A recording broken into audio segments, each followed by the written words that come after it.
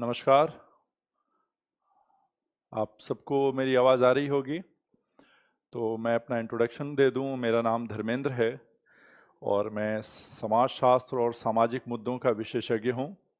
और उसी हैसियत से निर्माण ने आज मुझे आप लोगों को इंटरव्यू गाइडेंस के लिए बुलाया है। तो सबसे पहले तो आप लोगों को बहुत बहुत बधाइयाँ।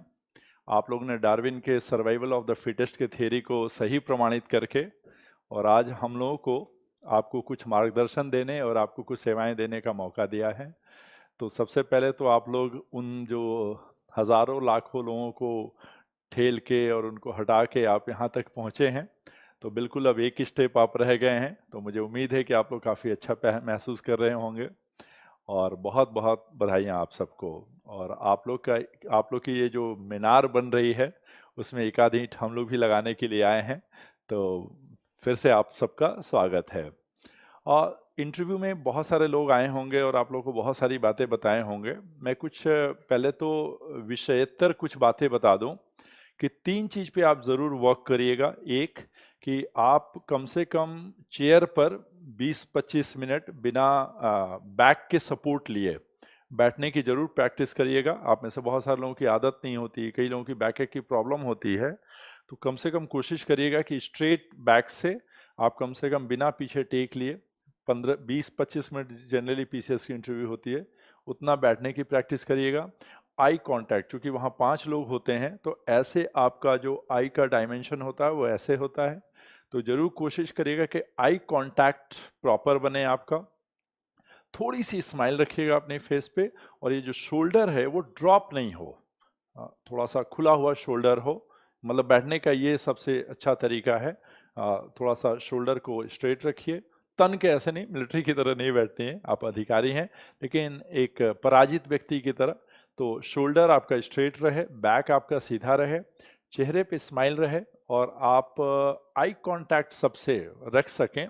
तो मान के चलिए कि आप 70 से 80% आपकी इंटरव्यू में आपने अपना काम कर लिया है और आप जीत चुके हैं। तो ये तो कुछ बेसिक बातें हैं। और एक और चीज़ ऐड करिएगा कि इंटरव्यू का ये मतलब नहीं होता है कि सारी बातों का आप उत्तर दें, ये बिल्कुल नहीं होता है। इंटरव्यू का मतलब होता है कि जो आता है उसको अच्छे से बता देना, जो नहीं आता है उसको क्षमा मांग लेना। ये 2 चीज़ पे हर बात का उत्तर देने की कोशिश मत करिएगा, हर बात का उत्तर कोई नहीं दे पाता। तो कई बार क्या होता है कि आप हर बात की बिना जानकारी के या अच्छी जानकारी के उत्तर देते हैं, तो सामने वाला इरिटेट होता है। तो ये चीज़ ज़रूर नोटिस करिएगा आप लोग कि 2-4-5 सवाल का जवाब ना दे पाना कोई बुरी बात नहीं होती। सॉरी कहेंगे तो उससे आप अपना समय बचाएँगे। इससे क्या होता है कि जो बाकी और जो समय बचेगा, हो सकता है कि वहाँ से ऐसे क्वेश्चन पूछे जाएँ जिस पे आपकी बहुत अच्छी कमांड हो और वहाँ से आप बहुत अच्छा अंक ला सकते हैं। तो सॉरी कहना या क्षमा चाहता हूँ इस समय मुझे याद नहीं है, ये एक इंटरव्यू का पॉजिटिव पॉइंट होता है कि आदमी ज़बरदस्ती काबिल बनना और ज़बरदस्ती ओवर स्मार्ट बनने की कोशिश नहीं कर रहा है। तो ये कुछ बेसिक बातों का आप सब ध्यान रखेंगे, चाहे आप किसी भी विषय के हों। अब मैं विषय पे आता हूँ। तो मैंने आप लोग के लिए कुछ पहले से पीपीटी बना लिया है ताकि आपका और समय बहुत बहुमूल्य है वो बचे। तो सबसे पहले मैं आपको इस विषय पे लाना चाहता हूँ। आप उत्तर प्रदेश के भी होंगे, बहुत सारे लोग उत्तर प्रदेश के नहीं होंगे। तो सबसे पहले ये आपका बेसिक प्रोफाइल है जिस पे आप ज़रूर वर्क करिए। तो मैं आप लोग को कुछ बताना चाहता हूँ। ये देखिए, सबसे पहले आप जिस जिले के हैं उसका सोशल प्रोफाइल मैं पेन के माध्यम से आपको समझा रहा हूं। तो ये देखिए, जो आपका सोशल प्रोफाइल है, ये आपका सोशल प्रोफाइल है। सोशल प्रोफाइल का मतलब है कि आप जिस जिले को बिलोंग करते हैं उस जिले की देखिए पॉपुलेशन कितनी है। तो जनरली देखिएगा जो पॉपुलेशन होगा वो एग्जैक्टली जो स्टेट, जिस स्टेट को आप बिलोंग करते हैं उससे उसके अनुपात में या तो बहुत बड़ा जिला होगा, बहुत ज़्यादा जनसंख्या होगी, या कम जनसंख्या होगी। वहाँ का सेक्स रेशियो, तो सेक्स रेशियो देखिएगा या तो राज्य के स्तर पे या राष्ट्रीय स्तर से या तो ज़्यादा होगा या कम होगा। तीसरा है लिटरेसी, वही राष्ट्रीय या राज्य के औसत से या तो कम होगा या ज़्यादा होगा। माइग्रेशन अगर वहाँ पे है या तो बहुत माइग्रेशन हो रहा होगा या नहीं हो रहा होगा। जैसे अगर आप पूर्वी उत्तर प्रदेश से हैं तो आप देखिएगा, या बुंदेलखंड से हैं तो बहुत माइग्रेशन मिलेगा, आप पश्चिमी उत्तर प्रदेश से हैं कम मिलेगा, और आप जिस भी राज्य जिले के हैं वहाँ अगर कोई स्पेसिफिक सोशल प्रॉब्लम है तो आपको उसके बारे में बहुत अच्छी जानकारी चाहिए। अब ये अच्छी जानकारी में क्या क्या होता है वो जरा नज़र मारें आप यहाँ पे देखिए। तो जैसे सोशल, मैंने बोला पॉपुलेशन, पॉपुलेशन ज़्यादा है या कम है, ज़्यादा है तो क्यों है, कम है तो क्यों है, ये क्वेश्चन बहुत स्वाभाविक है। और उसके बाद जब भी ये, पहली बात है कि कारण, कोई भी ये जो प्रॉब्लम है उनके कारण, और साथ ही एज ए प्रशासक आप क्या सॉल्यूशन मानते हैं। तो इसको हम लोग सोशल प्रोफाइल बोलते हैं आपका। तो इस सोशल प्रोफाइल पे आपको वर्क करना है कि इन चारों चीज़ों को बहुत 10 मिनट भी नहीं लगेगा, आप इसको गूगल करिए, गूगल करके इसको डेटा बना लीजिए और इस पे आराम से एक वर्क कर लीजिए। अगर आपको पता है तो अभी हम जब लाइव सेशन आपसे 1 to 1 करेंगे तो इस विषय पे चर्चा करेंगे, आप समस्याएं बता। अब जैसे मान लीजिए आप सोनभद्र के हैं, जैसे मैं बिहार के आरा जिले को बिलोंग करता हूँ, तो मेरे से यूपीपीसीएस के इंटरव्यू में आपको पता होगा कि आरा जो बेल्ट है वो नक्सल बेल्ट है, तो नक्सल बेल्ट पे, नक्सलवाद पे बहुत सारे सवाल मेरे से पूछे गए थे। उसी तरह आप में से हो सकता है कोई सोनभद्र का होगा, उस पे सवाल पूछे जाएंगे। हो सकता है कि आप पश्चिमी उत्तर प्रदेश के हैं तो आप पर लिंगानुपात पे बहुत सारे सवाल आएंगे। अगर आप पूर्वी उत्तर प्रदेश के हैं तो माइग्रेशन पे बहुत सवाल होंगे आपके, स्पेशली आप अगर जौनपुर के हैं या आजमगढ़ के हैं उधर से। स्पेशली अगर आप आजमगढ़ के अभी आप विनय दुबे कांड हुआ है, हो सकता है कि आप में से कुछ लोग कानपुर के हों, तो यहाँ से सवाल बनेगा, कास्ट सिस्टम से सवाल बन सकता है, अनटचेबिलिटी से सवाल बन सकता है। तो आपको ये मुश्किल से 10-15 मिनट लगेंगे, आप गूगल करिएगा, अपने ज़िले के डिटेल को विकिपीडिया में आ जाएगा। आपको जानना है कि कोई चीज़ ये ज़्यादा है तो क्यों है, कम है तो क्यों है, और एज ए प्रशासक आप क्या इसका सॉल्यूशन देखते हैं। आप अगर बन जाएंगे एसडीएम तो क्या करेंगे। तो ये बहुत सिंपल सवाल है। मैं इंटरव्यू में एक और बात आपको बताना चाहता हूँ कि इंटरव्यू में 2 तरह के सवाल होते हैं। एक सवाल होते हैं कि अगर आपको नहीं आया तो कोई बात नहीं है, और एक ऐसे सवाल होते हैं जो अनपार्डनेबल, इस पे क्षमा नहीं है। जैसे मान लीजिए आप सपोज करिए कि आपने समाजशास्त्र या सोशल वर्क में ग्रेजुएशन किया है और आपसे कह दे कि आप अपने सिलेबस में जो जो थिंकर हैं उनका नाम बताइए और आप नहीं बता पाए, तो ये अक्षम्य है, इसके लिए कोई मान। लेकिन मान लीजिए आपसे पूछ दे कि भाई दुर्खीम के जो रिलीजन की किताब है उसका फ्रेंच नाम क्या है, आप नहीं बता पाए, कोई बात नहीं है। मेरे से यूपीएससी में पूछा कि दुर्खीम के जो रिलीजन की किताब है, नहीं सॉरी, डिवीजन ऑफ लेबर की किताब है, उसका फ्रेंच नाम बताइए, उस समय मुझे नहीं आता था। तो मुझे नहीं लगता कि ये पार्डनेबल चीज़ें हैं। तो आप अनपार्डनेबल कि ये तो आपको पता ही होना चाहिए, उन विषयों पे आपको बहुत अच्छी जानकारी इकट्ठी करनी चाहिए मुझे। और मुझे लगता है कि ये मुश्किल से ये सूचनाओं का एकत्रीकरण बहुत आसान होता है। प्रस्तुतिकरण के लिए आप बहुत सारे मॉक देते हैं, यहाँ भी होगा, और आप मॉक तो ही, मॉक की तो प्रैक्टिस होनी चाहिए। तो सूचनाओं का एकत्रीकरण बहुत आसान है। तो एक तो ये है, यहाँ पे मुझे लगता है कि आपको क्लैरिटी होगी, और ये मुश्किल से सारा काम आधे घंटा का है। कारण और जो निवारण है उसके लिए हम या हमारे जैसे किसी लोग की जरूरत पड़ेगी। हम पहले, आप इसके डेटा पे आप वर्क कर लीजिए, इसको भी जरूर देखिएगा। जैसे आप बुंदेलखंड के हैं तो अलग समस्या होगी, पश्चिमी उत्तर प्रदेश के हैं तो स्पेसिफिक अलग प्रॉब्लम होगी, पूर्वी के हैं अलग होंगे, अवध के हैं तो अलग होगी। तो आप जिस जिले के या जिस क्षेत्र के हैं उसके बारे में थोड़ी थोड़ी बहुत, अगर कोई ऐतिहासिक रूप से भी उसका कुछ जुड़ा हुआ है, जैसे एटा के हैं तो बहुत आसान सा है कि एओ ह्यूम के बारे में कोई छोटी मोटी बातें पूछ लेगा आपसे। तो कानपुर के हैं तो सिपाही विद्रोह से रिलेटेड, तो इसको हम सोशल प्रोफाइलिंग कहते हैं। और आप सोशल प्रोफाइलिंग को पे कोई कमी मत छोड़िएगा, क्योंकि यहाँ से क्वेश्चन ना बता पाना ये इग्नोरेंस है। इंटरव्यूअर को लगता है कि अरे इसको तो अपने लोग अपने ज़िले के बारे में बातें नहीं है और यहाँ पे बड़ी बड़ी ये सॉल्यूशन की बातें कर रहा है। तो ये ऐसे फील्ड हैं जहाँ पे ना बता पाना थोड़ा अच्छा नहीं माना जाएगा। तो उम्मीद है कि आप लोग इस पीपीटी को देख रहे होंगे, और यहाँ से आप इसको सामने रखकर और गूगल पे बैठ जाइएगा, कुछ सूचनाओं का एकत्र कर लीजिएगा, बहुत ज़्यादा नहीं, और स्पेशली कारण और उसका सॉल्यूशन एज ए प्रशासक। अच्छा, जब आप प्रशासक के रूप में सॉल्यूशन देते हैं तो कोई हाइपोथेटिकल और आदर्शवादी सॉल्यूशन मत दीजिएगा, एनजीओ से करवाएंगे तो प्रचार करेंगे। क्या आप एज ए एसडीएम या एज ए बीडीओ ये सब कर सकते हैं? नहीं कर सकते हैं। तो आपका इसका जो सॉल्यूशन होता है वो एडमिनिस्ट्रेशन के फ्रेमवर्क में प्रैक्टिकल देना है, ग्रेजुअल देना है। मैं क्रांति ला दूंगा ऐसी बातें नहीं करनी है वहाँ पे, वो समझ जाते हैं कि इसको ये व्यवहारिक बच्चा नहीं है। तो बिल्कुल वैसे ही सॉल्यूशन दीजिएगा जो हम आप मिलके कर सकते हैं। क्रांति और इस तरह की लंबी लंबी बातें हम आपको नहीं करनी है। तो उम्मीद है कि मैं इस विषय पे आपको थोड़ी बहुत समझा पाया। तो अब अगला है, अगले में देखिए हम क्या करेंगे।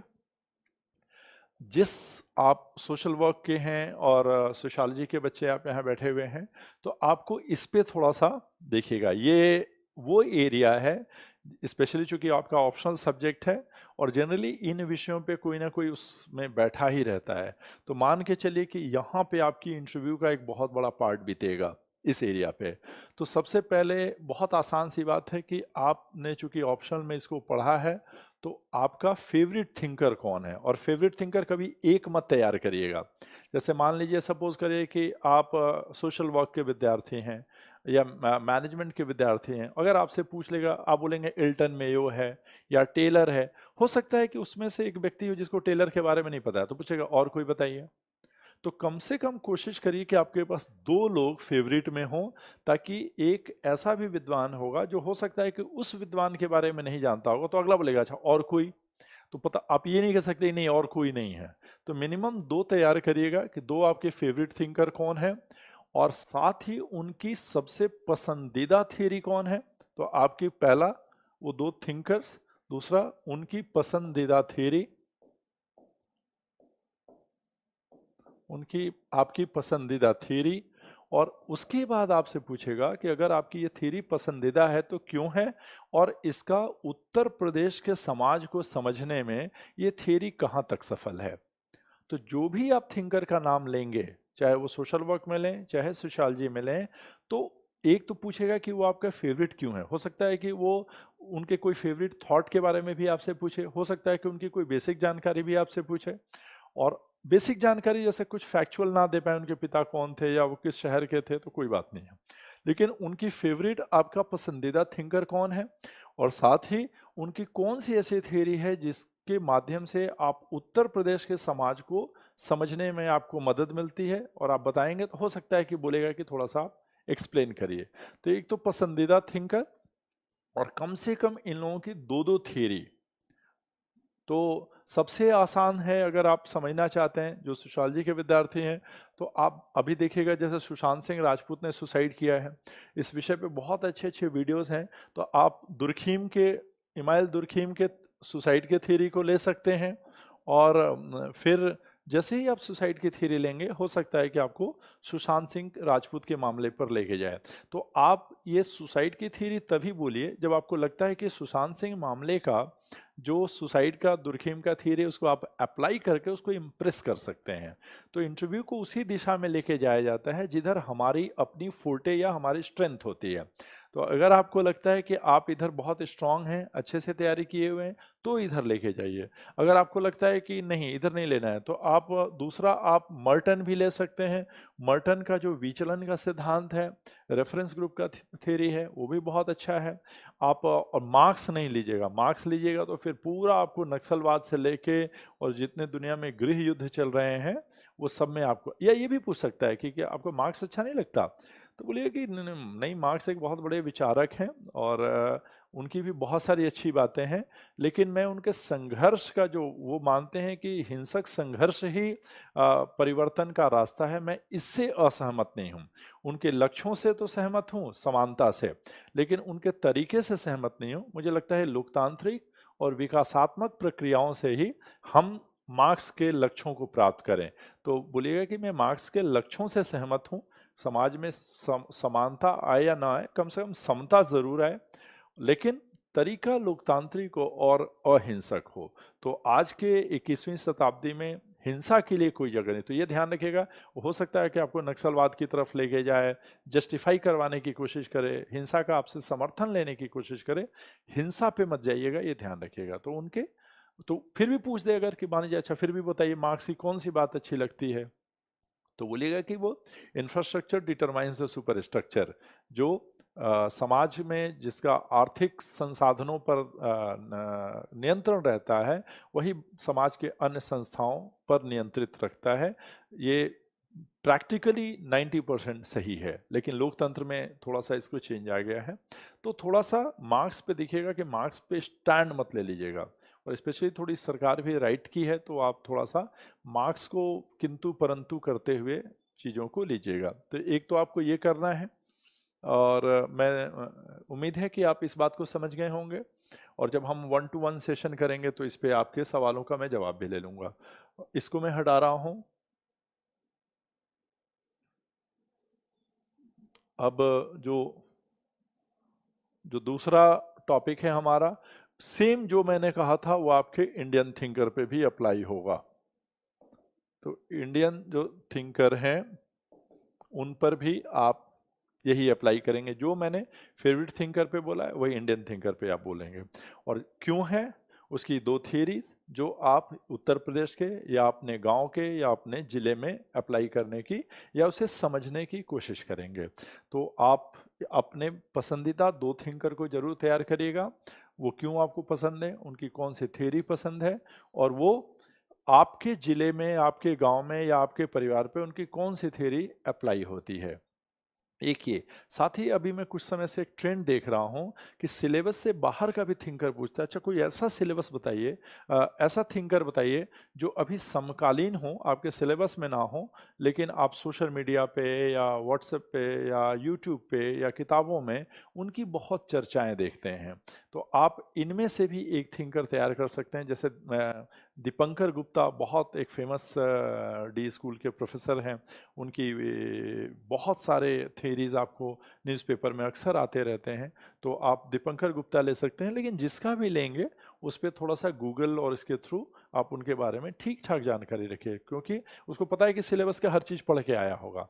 तो जो वो सिलेबस के इतर जाके कुछ पूछें तो अगर उधर आप बता पाएंगे तो आपके लिए बड़ा अच्छा होगा। वो आपको, आप उससे एक्स्ट्रा मार्क्स फेच करेंगे, आपको you will get some additional marks from that. So if your volume, I am sure आप लोग बाइलिंगुअल भी होंगे ना, इसमें बाइलिंगुअल भी होंगे लोग। So in case, because most of the time I am speaking in Hindi, so in that case after this session when we will get into one-to-one session, you can come up with your English questions also. So I am sure though you are English medium students, but you are getting what I am saying. In that case, anything you are not getting, please note it down and we will discuss it when we will have a one-to-one session. So be sure, because it's very difficult to simultaneously change this language. So but I'm sure you are getting Hindi, and you note down whatever you are not getting, any terminology, any concept, and we will discuss it later. Thank you so much. So तो एक तो इसको आप तैयार करेंगे, और एक thinker आपको कंटेम्प्ररी जो अभी चल रहा है, कंटेम्प्ररी समकालीन थिंकर को भी आपको तैयार करना है। एक तो ये करेंगे आप। दूसरा होता है कि आप जिस सब्जेक्ट्स को पढ़ते हैं, जैसे हमने कहा कि कुछ क्वेश्चन आपको पार्डनेबल होते हैं कि आप ना बता पाए कोई बात नहीं है, लेकिन कुछ बेसिक कंसेप्ट होते हैं। जैसे पूछ देगा अच्छा कास्ट सिस्टम क्या होता है, अच्छा कास्ट और क्लास में क्या अंतर है, ट्राइब और कास्ट में क्या अंतर है, जॉइंट फैमिली क्या होती है, न्यूक्लियर फैमिली क्या होता है, क्यों जॉइंट फैमिली आजकल न्यूक्लियर होती जा रही है, मैरिज के कुछ कंसेप्ट्स होते हैं, जैसे समानांतर चचेरा विवाह कहाँ होता है, पॉलीएंड्री कहाँ होता है। तो ये बेसिक्स कहते हैं हम इसको। तो कुछ बेसिक कंसेप्ट जरूर आपको आने चाहिए। और जिस भी सब्जेक्ट हैं, जैसे आप मान लीजिए सोशल वर्क के हैं, मैंने ग्रेजुएशन सोशल वर्क से किया है, तो हमसे इंटरव्यू में एक तो पूछा, ये सबसे आसान सवाल होता है कि सोशल वर्क में समाज कार्य और समाज सेवा में क्या अंतर है, आप सब जानते हैं। दूसरा सवाल ये पूछता है कि भाई समाज कार्य करने के लिए आपको नौकरी की क्या जरूरत है, गांधी जी ने कौन सा नौकरी किया था, गांधी जी ने कौन सी डिग्री ली थी। तो समाज सेवा करने के लिए या समाज का कार्य करने के लिए आपको पद की क्या जरूरत है। आप तो ऐसे भी कर सकते हैं, अन्ना हजारे को देखिए, नानाजी देशमुख को देखिए, ऐसे सवाल वो पूछता है, आपको डेविएट करता है। तो इन सब सवालों का जवाब संतोषप्रद न देना मेरे समझ से इंटरव्यू के लिए एक नेगेटिव पॉइंट है। तो इन सब चीज़ों की बेसिक्स आपका नहीं आता और आप इंटरव्यू दे रहे हैं, 10 में से एकाध ना आना कोई बुरी बात नहीं है। मैं थोड़ा पानी पी लूँ। तो एकाध ना आना कोई बुरी बात नहीं है, लेकिन पता चला कि 10 में से 8 का ना आना, ये मेरी समझ से इंटरव्यू के लिए बहुत अच्छा नहीं है। तो आप जिस भी विषय के हैं, कम से कम उसके बेसिक कंसेप्ट जो होते हैं, जैसे आप सोशियोलॉजी में, समाज समिति में क्या अंतर है, कास्ट और क्लास में क्या अंतर है, कास्ट और ट्राइब में क्या अंतर है, जॉइंट फैमिली में और एक्सटेंडेड फैमिली में क्या अंतर है, या जो जैसे कास्ट सिस्टम की कोई थ्योरी है रिजले विजले की, ये सब आपको आनी चाहिए। ये सब मतलब मुझे लगता है कि आने से कोई फ़ायदा हो या ना हो, ना आने से आपको बहुत नुकसान होगा। तो आप ज़रूर एक बेसिक कंसेप्ट का पूरा एक कम से कम 40-50 ऐसे क्वेश्चन वर्ड हैं, सॉरी ये कास्ट वर्ड है, मिसप्रिंटिंग हुई है। तो ऐसे आपको कम से कम 40-50 बेसिक कंसेप्ट्स का आप वो बना लीजिए, और उसका 2-2 line, 3-3 line, 2 line, one liner जिसको हम बोलते हैं, 15-20 वर्ड, वो ज़्यादा नहीं बोलने देगा। इसको पता है कि ये तो आता ही होगा इसको। तो जैसे आप शुरू कर देंगे आपको रोक देगा, जैसे इसको पता चल जाएगा कि ये इसको आता है, वो आपको रोक देगा। तो इसको इस पे आना कोई बहुत बड़ी बात नहीं है, ना आना बहुत नेगेटिव चीज़ है। ये ध्यान रखिएगा कि इसको बेसिक नहीं आता है। कहते हैं ना कि इतना भी तुझे नहीं पता। तो इंटरव्यू को ये नहीं लगना चाहिए आपके बारे में, ये फील नहीं चाहिए कि इसको तो ये भी नहीं पता है, लेकिन ये पता है तो कोई बड़ी बात नहीं है। एक सेकेंड। और ये जो लिस्ट है पीपीटी के जो लास्ट पॉइंट है, ये थोड़ा बड़ा लिस्ट है, तो मैं इसको सेपरेटली लेता हूँ, ठीक है ना, क्योंकि इसमें बहुत सारी ये हैं। तो ये जो सोशल प्रॉब्लम्स हैं ऑफ यूपी, ये थोड़ा सा ऐसे है, तो मैं थोड़ा आप लोगों को आई गेस तो ये जो सोशल प्रॉब्लम्स ऑफ यूपी हैं, और इसमें ऑफ यूपी है, और इसमें एक और चीज़ ऐड कर दीजिए, सोशल इश्यूज भी। बहुत सारी चीज़ें मुद्दे होते हैं, प्रॉब्लम्स नहीं होते हैं, तो इसमें सोशल इश्यूज भी आप काउंट कर लें। तो सोशल इश्यूज और सोशल प्रॉब्लम्स आप यूपी का लेंगे, तो मेरे समझ से जो मैं आपको लिखते जा रहा हूँ आप नोट कर लें आप अच्छे से। जैसे सोशल प्रॉब्लम्स हैं, पहले तो मैंने कहा कि आपको लिंगानुपात, सेक्स रेशियो एक बहुत बड़ा इशू है, और पूरे नॉर्थ इंडिया की है, आप जिस जिले के हैं उसके स्पेसिफिक है। माइग्रेशन एक बहुत बड़ा इशू है आपके यहाँ। दूसरा ये है कि माइग्रेशन से ही बहुत सारे इश्यूज निकलते हैं कि माइग्रेंट जनरली यंग लोग कर जाते हैं, तो इससे old age problem in rural villages, old age problems in villages आप देखे होंगे। इसी के वजह से सरकारों को ये जो वृद्धा पेंशन चलाना पड़ रहा है, लेकिन क्या वृद्धा पेंशन सफिशिएंट है, और इससे जुड़े मुद्दे होंगे। दूसरा है कि जब माइग्रेशंस बहुत ज़्यादा बढ़ रहा है, तो वहाँ पर जो इसका जो जब वहाँ पे सोशल कैपिटल कम हो जाती है किसी समाज में, स्पेशली ये क्वेश्चन आपको बुंदेलखंड और जो पूर्वांचल के बच्चे हैं उनसे बहुत पूछेगा कि जब माइग्रेशन हो जाती है, यूथ जब माइग्रेट कर जाता है, तो इससे जो सोशल कैपिटल और जो ह्यूमन रिसोर्स का लॉस है, सोशल कैपिटल का जो लॉस है, और उसके वजह से जो इसका सोशियो इकोनॉमिक और कल्चरल जो प्रॉब्लम आ रही है, वो वहाँ से बहुत सारे सवाल निकलेंगे। तो आप इसको भी अलग से तैयार करिएगा। उम्मीद है आप लोग इसको नोट कर रहे होंगे, और ये जो हम लोग पीपीटी दिखा रहे हैं, ये बाद में वो लोग भी देख सकते हैं ना बैक करके, तो इसको मिटाने की तो ज़रूरत नहीं है। तो इसको मिटाने की ज़रूरत नहीं है ना, मैं आगे बढ़ देता हूँ। तो आप लोग ये ध्यान रखिएगा कि इसको स्पेशली, इसके अलावा जो प्रॉब्लम्स आएंगे वो प्रॉब्लम आएगा, और क्या क्या प्रॉब्लम आएंगे आपके यहाँ। आप ये देखिएगा कि जो डेंसिटी बढ़ रही है, स्पेशली जैसे कोई आप में आजमगढ़ का होगा, ऐसे भी बड़े बड़े ज़िले के होंगे जहाँ की पॉपुलेशन बहुत ज़्यादा होगी, पॉपुलेशन और वहाँ की डेंसिटी बहुत ज़्यादा होगी, तो इससे जो सामाजिक, सांस्कृतिक, आर्थिक समस्याएं आ रही होंगे, उस पर आपको बहुत सारे सवाल आएंगे। इसके अलावा आप में से बहुत सारे लोग अनमैरिड होंगे, पुरुष होंगे, तो आपका सिलेक्शन हो जाएगा। ये बड़ा ट्रिकी क्वेश्चन होता है, डाउरी। आप जिस जाति के, आपको क्या लगता है अगर आप एसडीएम बन गए या डीएसपी बन गए तो आपकी क्या डाउरी होगी, और देखिए ये एक ऐसी यथार्थ है जिसपे वो आपका फेस एक्सप्रेशन देखता है, ये ध्यान रखिएगा। ये आप बोल देंगे नहीं नहीं मैं तो नहीं लेता और आप ऐसे से कर रहे हो, समझ जाता है कि शक्ल से ही लग रहा है कि ये तो पूरा मूड बना के बैठा है, क्योंकि नॉन वर्बल कम्युनिकेशन भी वो रीड करते हैं। तो ये जो ऐसा सवाल है बॉस जहाँ पे आपको बचना बड़ा आसान नहीं होगा, इसके लिए मैं 1-to-1 सेशन लूँगा तो आपको बता दूंगा, या मैं आपको अभी एक ओवरऑल बता दे रहा हूँ कि आप स्माइल देते हुए बोलिएगा कि सर सौभाग्य से मेरे साथ ये स्थिति नहीं आएगी, मैं पहले से ही इंगेज हूँ। ये सबसे आसान आंसर होता है, सबसे आसान आंसर होता है कि बोलेगा कि सर मैं पहले से एंगेज हूं तो मेरी स्थिति में ये स्थिति नहीं आएगी। नहीं तो डाउरी पे क्वेश्चन में आप नहीं बच पाएंगे, क्योंकि यूपी का आदमी है और डाउरी नहीं लेगा, ये कन्विंस कर पाना बड़ा मुश्किल होता है।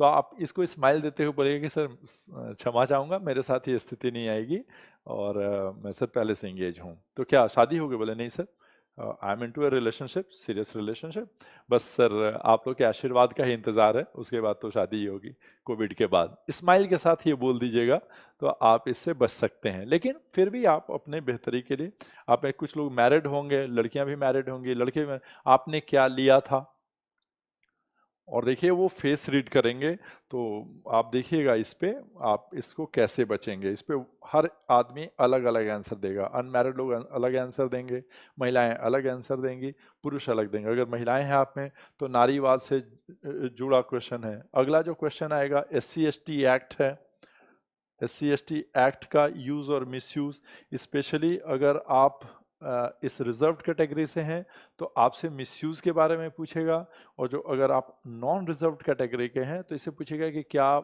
ये इसका मिसयूज़ बढ़ा है, और वो फिर आपका एक्सप्रेशन देखेगा। वो आपकी जातिवादी मानसिकता देखने को, मान लीजिए हाँ हाँ सर बहुत मिसयूज़ हो रहा है और इस तो ख़त्म होना चाहिए, तो ये बहुत गलत सिम्टम देगा, गलत एक मैसेज देगा। तो इस ये भी थोड़ा ट्रिकी क्वेश्चन होता है, जो लोग इस कैटेगरी से आते हैं उनके लिए भी ट्रिकी है। ऐसा नहीं लगना चाहिए कि एकदम ये रेडिकल आदमी और सबको जेल ही भिजवा देगा, और जो इसके लाभार्थी नहीं है ऐसा नहीं लगना चाहिए कि इससे बेहद डरा हुआ इंसान है, उसको लगता है कि नहीं इसको हटा दो। तो इस पे एक संतुलित आंसर आपको देना पड़ेगा। इसके अलावा जो आप हमला जो यूपी की अगली समस्या आती है, आप देखिएगा डोमेस्टिक वायलेंस और मिसयूज ऑफ मैरिज लॉज, है ना, जैसे डावरी के जो मामले हैं या घरेलू हिंसा के मुकदमे हैं, उसमें आप देखिएगा बहुत भारी वृद्धि हुई है, बहुत तेजी से वृद्धि हुई है। तो इस पे आपको अच्छी से तैयारी करनी पड़ेगी कि इसका यूज़, मिसयूज़, रेमेडीज, कोई भी चीज़ है इस पे आप थोड़े से अच्छे से तैयार करें, और संतुलित आंसर। ऐसा नहीं लगा हुआ कि एक डरा हुआ मनुष्य है और एक महिला है कि सीधे शादी करेगी और सारे ससुराल को जेल भिजवा देगी। रेडिकल आंसर प्रशासन में चाहे पॉजिटिव हो या नेगेटिव हो अच्छा नहीं माना जाता है। तो एक संतुलित आंसर करना है। अगला जो मुद्दा आएगा वो आएगा सुसाइड। स्पेशली एक बहुत बड़ा मुद्दा ये उभरा है, स्पेशली सुशांत सिंह राजपूत के बाद।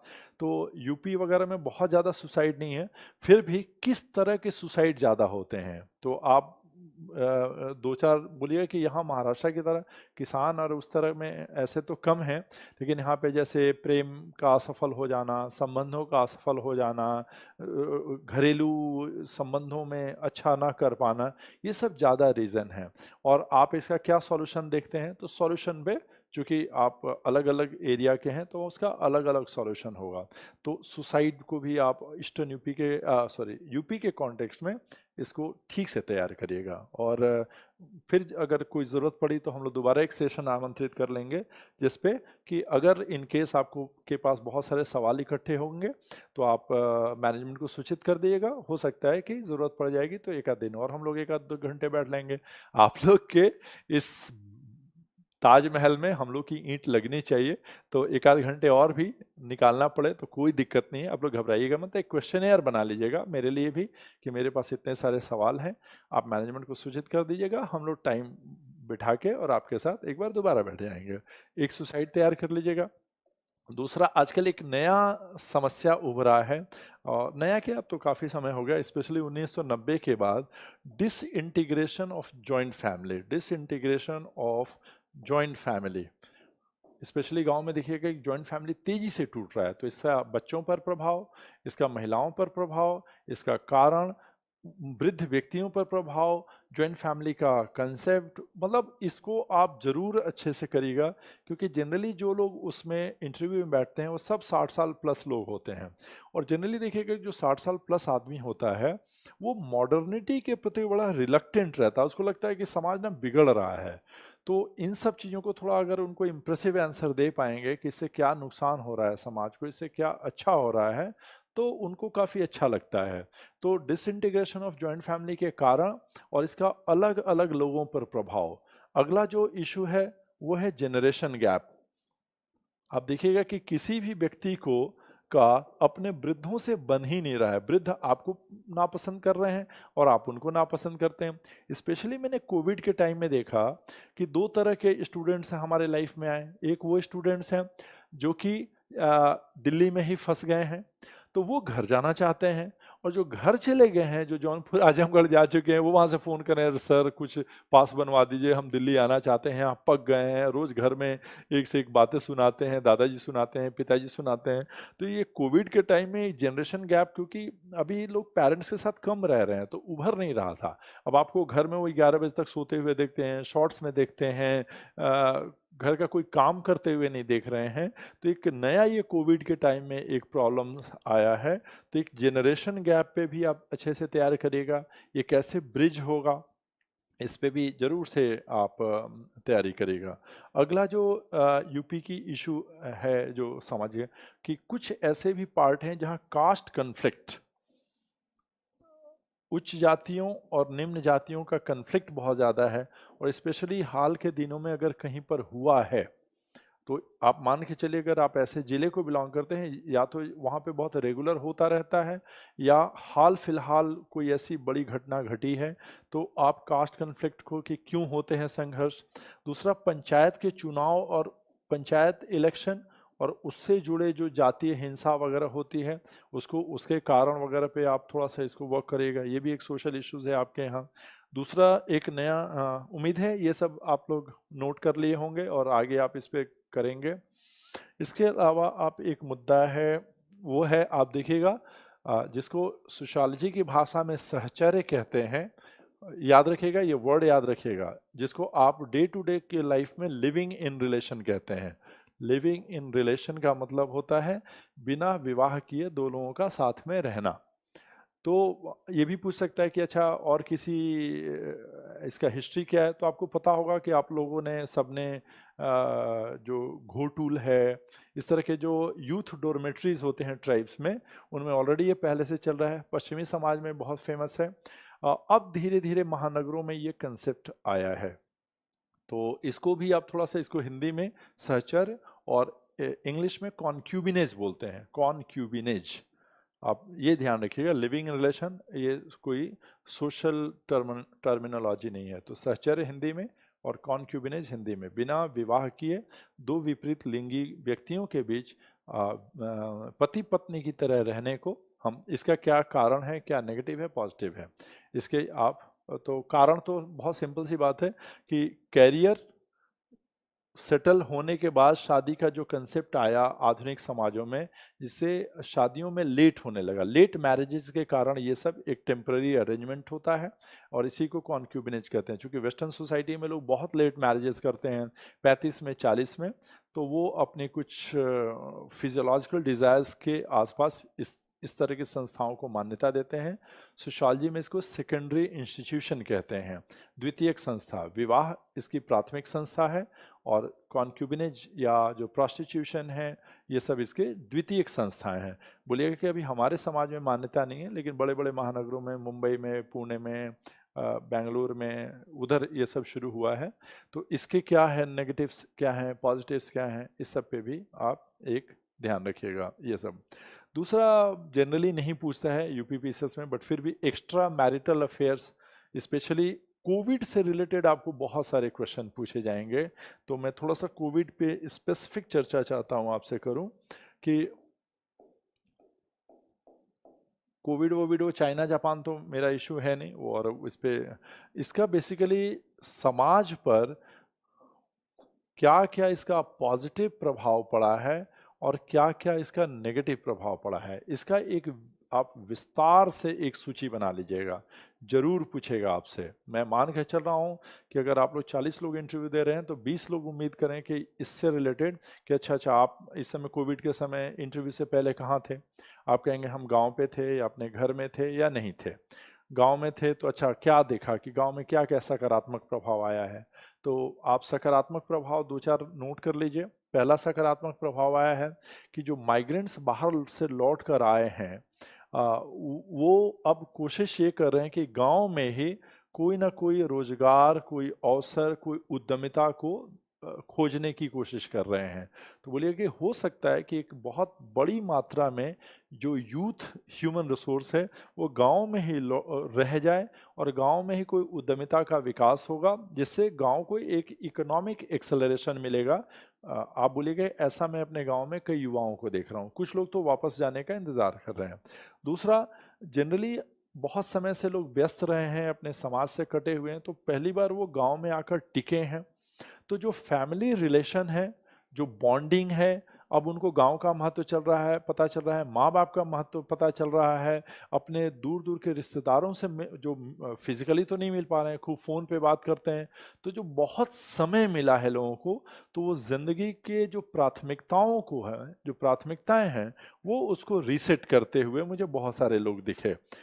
जो केवल पैसे के पीछे लोग भाग रहे थे, इस कोविड ने उनको एक फिर से एक नई सोच प्रणाली की ओर ले जाने की कोशिश की है। एक ये मैं सकारात्मक देख रहा हूँ। तीसरा बोलिए कि मुझे इसमें कुछ सोशल रिफॉर्म्स दिख रहा है।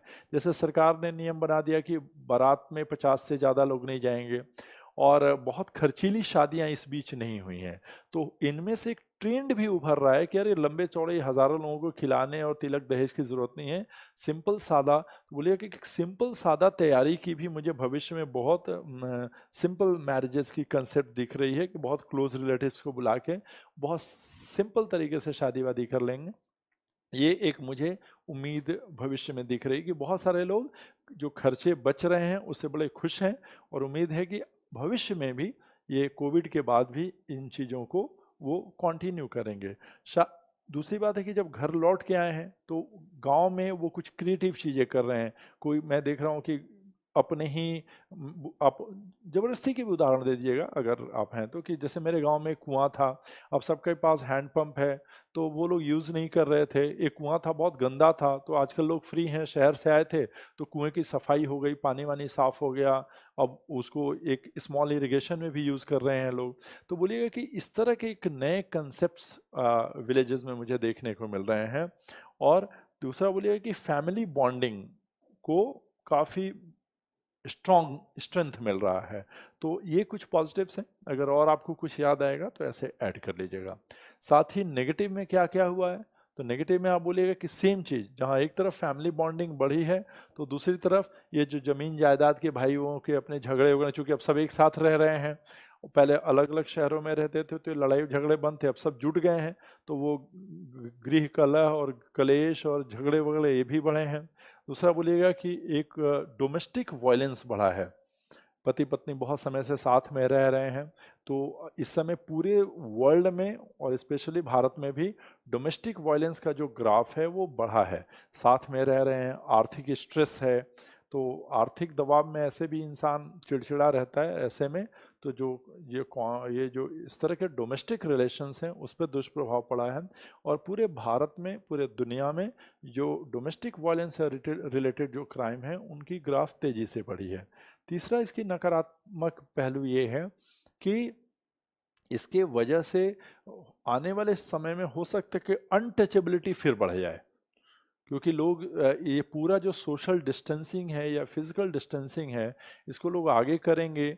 बोलिएगा कि बहुत सारे मैंने अपने गांव में देखा कि जो बुजुर्ग हैं वो बोलते हैं कि देखो इसीलिए अनटचेबिलिटी बनाया गया था पुराने ज़माने में, ऐसी बीमारियां होती थी, लोगों को ना गंदे लोगों से दूर रहना चाहिए। तो बोलिए कि अनटचेबिलिटी फिर से कहीं दोबारा रीजेनरेट ना कर जाए, मुझे इसकी भी संभावनाएं लगती हैं, क्योंकि वृद्ध लोग अनटचेबिलिटी को इसके नाम पर जस्टिफाई करने की कोशिश कर रहे हैं, और खुदा ना करे ये हो सकता है कि इसको भी रोकना बहुत ज़रूरी है।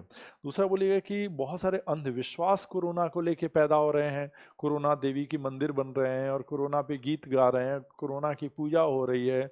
तो हो सकता है कि अंधविश्वास एक नए स्वरूप में उभरेगा अगर हम लोगों ने इस पे, हो सकता है बलि बलि शुरू हो जाए।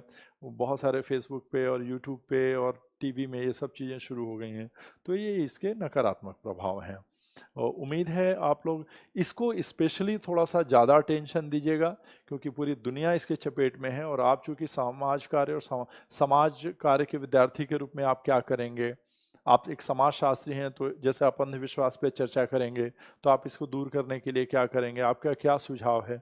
तो प्लीज़ इस टॉपिक को स्पेसिफिक मान के चलिए, कि आप मान के चलिएगा कि इस पर आपका इंटरव्यू होगा ही होगा, और इस पे आपको सेटिस्फैक्ट्री आंसर देना है। ये हमेशा थोड़ा सा ध्यान रखिएगा। जब हम 1 टू 1 सेशन करेंगे तो ये सारे हम सवाल लेंगे, और चूँकि आप लोग अलग-अलग एरिया के हैं ना, तो इसलिए स्पेसिफिक जवाब देना संभव नहीं है। जब मैं 1 टू 1 सेशन लूँगा, तो आप जिस एरिया के होंगे उसके अकॉर्डिंगली मैं आपको इसका आंसर बता दूँगा। तो उम्मीद है आप इस टॉपिक को अच्छे से समझ पा रहे होंगे। तो मैं नेक्स्ट मूव करूँ? नेक्स्ट वो स्लाइड इससे आएगा ना, ये।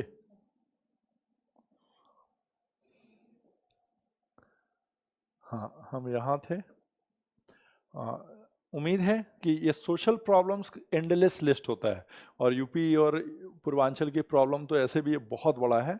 तो जितना ज़्यादा है, डाउरी है, सेक्स रेशियो है, अनटचेबिलिटी है, कास्ट वायलेंस है, डोमेस्टिक वायलेंस है, SC/ST एक्ट्स हैं, ये सबको आप बहुत आराम से एक लिस्ट बना लीजिएगा। जब हम 1 टू 1 सेशन करेंगे, तो हम कोशिश करेंगे कि सबके 2-2, 4-4 लाइन आपसे हम डिस्कस कर सकें।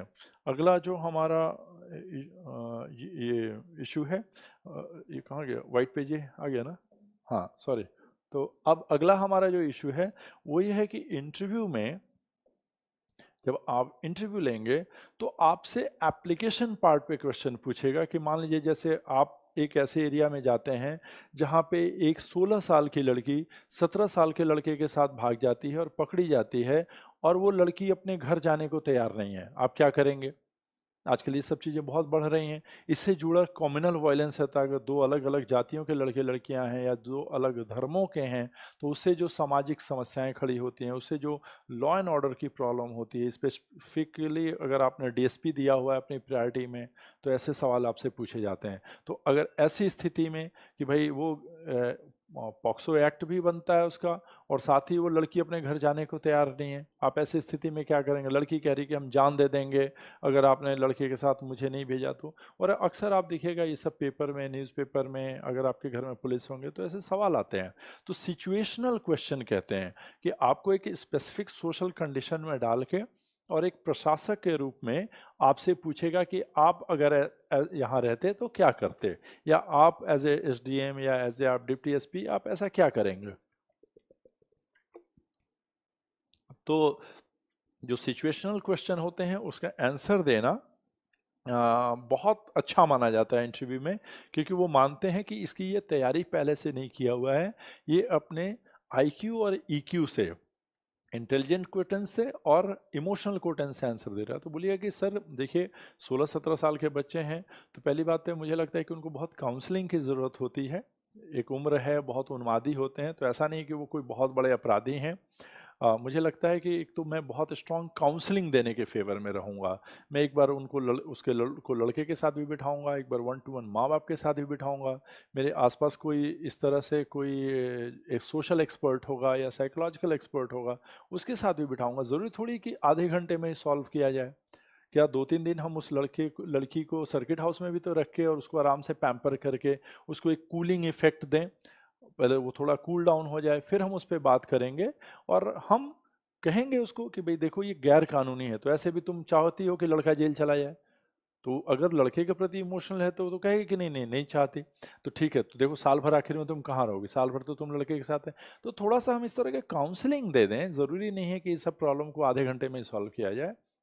एक मैकेनिज्म डेवलप करके, और मुझे लगता है कि थोड़ा सा उसको पैम्पर करके, कूलिंग इफेक्ट देके, थोड़ा सा कूल करके, और फिर हम उसको थोड़ा सा रैशनल लेवल पे उसको इसके कॉन्सिक्वेंसेस को भी बताएं, कानूनी तो समझ जाएगा बच्चा। हो सकता है कि उस समय भीड़ में ना समझ रहा हो, कुछ इस तरह के स्टैंड लीजिएगा। इसी तरह बोलिएगा कि कई बार होता है कि एक्सीडेंट हो गया है, हज़ारों लोग इकट्ठे हो गए हैं, मरने मारने पे तुले हैं, आप क्या करेंगे। इसका कोई रेडीमेड आंसर नहीं होता है, कभी इसका रेडीमेड आंसर मत दीजिएगा। बोलिएगा कि सर ये चूंकि ये डिपेंड करता है सिचुएशन पे, तो सबसे पहले तो मैं कोशिश करूंगा कि इमिडिएटली उस जगह पे जाऊं। मैं दूर हूं तो जो भी हमारे अधिकारी हैं या जो हमारे नीचे हैं, या जो, मैं कोशिश करूंगा कि सबसे पहले हम क्विक रिस्पांस दें। हम जो सीन है वहाँ पे जल्दी से जल्दी हमारा रिस्पांस टाइम कम हो, हम जल्दी पहुँचे। वहाँ पहुँचने के बाद ही हम उसको एसेस करें कि एग्जैक्टली सिचुएशन क्या है, कितनी वायलेंट है, कितनी कूल है, बात करने लायक है कि नहीं। तो सर बिना सिचुएशन में गए इमेजिनरी इसका उत्तर देना कठिन होगा। ऐसा नहीं बोलेगा कि मैं गोली चलवा दूंगा या मैं तो समझाऊंगा, बोलेगा वायलेंट है तो बोलेगा कि सर सबसे पहले एक प्रशासन का दायित्व है कि रिस्पांस क्विक करे। तो जैसे ही हो हम चाहेंगे कि मैं या मेरे अधिकारी वहाँ पे पहुँचें, सिचुएशन पे जाकर उसको एनालाइज करें, और वहाँ पर जाकर ही इसके हम निर्णय ले पाएंगे। कोई हाइपोथेटिकल इसका आंसर देना सर थोड़ा कठिन होगा, हम्बल होकर इसका आंसर देना है। तो कोई भी सिचुएशन क्वेश्चन दे तो पहले से ही आप एक प्री सपोज्ड आंसर नहीं दीजिएगा, आप कोशिश कीजिएगा कि हमें सिचुएशन में जाके आंसर देने का। फिर इसी तरह सबरीमाला टाइप के भी क्वेश्चन हैं कि भाई जनता चाहती है और कोर्ट ने ये नहीं, हमेशा ऐसे जब, या ट्रिपल तलाक है या हलाला है या राम मंदिर है, कोई भी इस तरह के क्वेश्चन आए, आप जो संविधान और जो उसकी प्रस्तावना है उससे दाएं बाएं मत होइएगा। कोई भी इस तरह का आपको फंसाने की कोशिश करे, आप संविधान की प्रस्तावना में घुसेगा। बोलिए कि सर हम लोग का एक बहुत समृद्ध और बहुत ही विकसित संविधान है, जो संविधान सम्मत है, जो न्याय सम्मत है, जो प्रशासन सम्मत है। ये देश एक संविधान से चलता है, कुछ कानून से चलता है, हम सब उसी से बंधे हैं। जो लोग सबरीमला में जाना चाहते हैं, जो लोग विरोध कर रहे हैं, जो राम मंदिर बनाना चाहते हैं, जो लोग विरोध कर, सबके लिए एक ही मानदंड है, वो है हमारा संविधान। हमारे पास कोर्ट है, हमारे पास सरकार है। आप अपनी बात की, अगर आप विरोध भी करते हैं तो किस तरीके से करेंगे, आप उसका समर्थन भी करेंगे तो किस तरह से करेंगे, सब कुछ स्पेसिफिक है। हो सकता है इसके अलावा ये रोमियो स्क्वाड वगैरह पे भी क्वेश्चन पूछे, उसका आंसर यही है।